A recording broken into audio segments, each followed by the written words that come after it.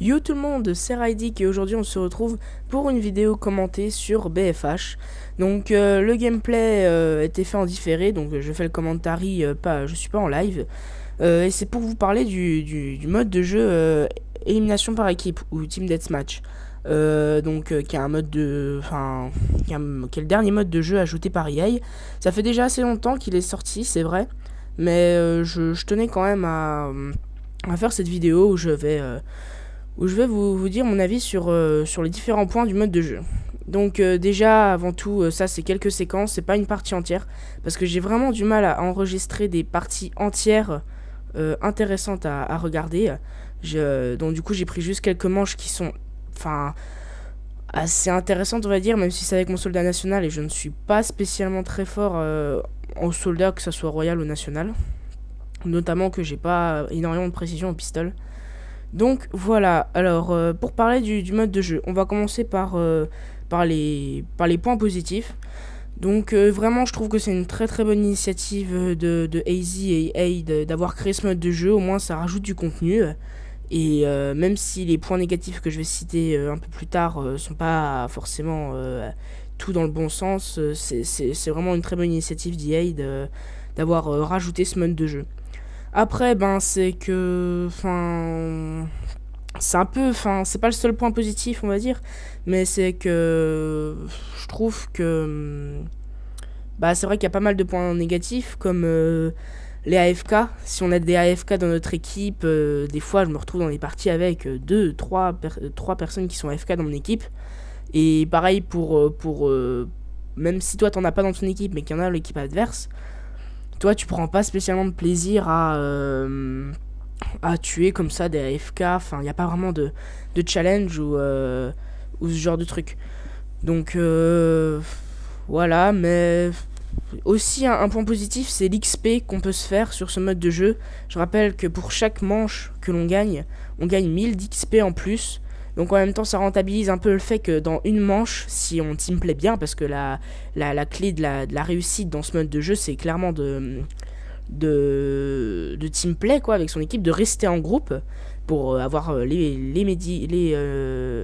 gunners qui font les guides, tout ça, et qui servent un peu de protection, on va dire, de soutien quoi, et les soldats qui peuvent soigner l'ensemble du groupe.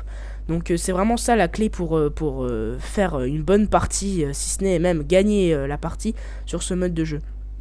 Donc voilà, c'est vrai que moi je sais que par manche je fais rarement plus entre 300, 400 voire 500 points, mais donc du coup ça permet de compenser, d'avoir 1000 points par manche gagnée. Donc c'est vrai que pour se faire de l'XP, je sais que sur un perso qui était vraiment bas level, je suis allé sur ce mode de jeu, j'ai enchaîné 10 parties. Je peux vous dire que j'étais dans une assez bonne équipe et ça y allait franco, hein. J'ai monté plusieurs levels très rapidement. Donc voilà, point négatif aussi, c'est vrai que les commandos c'est un point assez désagréable.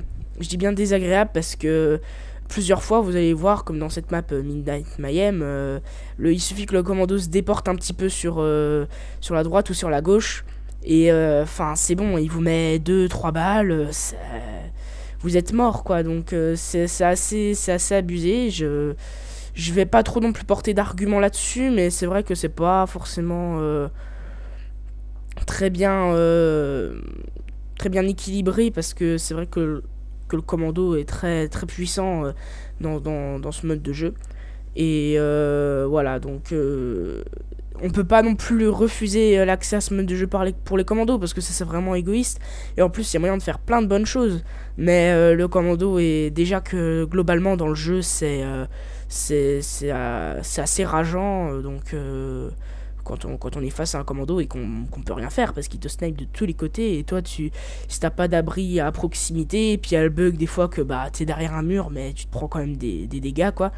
Enfin, c'est pas vraiment un bug, mais ça fait que c'est très difficile, ça devient très difficile d'éviter un commando. Vous voyez là par exemple, je me suis fait attaquer par derrière par un commando, donc c'est pas vraiment très agréable. Mais c'est vraiment un mode de jeu aussi, si tu teamplay pas, si ton équipe elle te suit pas, même si c'est vrai qu'ils ont fait en sorte que les équipes soient déjà très proches l'une de l'autre, au moment du début de la manche. Ça permet de... Voilà, les gens sont côte à côte, donc c'est plus facile. Mais si l'équipe se disperse dans tous les sens, tout ça, machin... voilà, enfin... C'est tout ce que j'avais à dire là-dessus. Et mais c'est vrai que c'est un mode de jeu très agréable quand on est avec 2, 3, 4 personnes, voire plus, et qu'on est ensemble. Même si des fois on perd, je trouve que ça reste quand même très agréable de jouer en équipe, et ça peut être très défoulant. Et je pense qu'il y a aussi d'autres possibilités à faire avec le Mando. Voilà, je rappelle que le mode de jeu est disponible uniquement sur Victory Village, CS7 Skirmish et Midnight Mayhem. Là vous pouvez voir par exemple ils étaient 3-4 AFK et puis ben c'est bon quoi, c'était mort, on est arrivé et puis il restait plus que deux personnes dans l'équipe adverse. Donc voilà, je vais vous laisser. N'hésitez pas à réagir dans les commentaires à ce que je viens de dire. Si jamais j'ai oublié des choses, j'espère que je n'ai rien oublié. Mais de manière globale, je pense avoir abordé plus ou moins bien le sujet. Donc voilà, c'était Raidik. À plus pour une prochaine vidéo. Salut tout le monde.